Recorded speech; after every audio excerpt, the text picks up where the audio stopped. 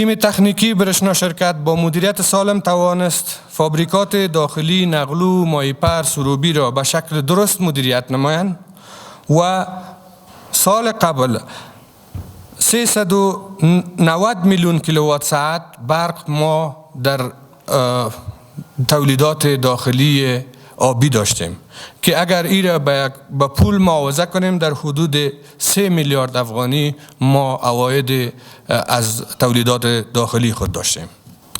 همچنان به خاطر گسترش شبکات، توسعه شبکات، ما در حدود 272 مگاولت امپر شرایط تکنیکی بر مشترکین جدید دادیم.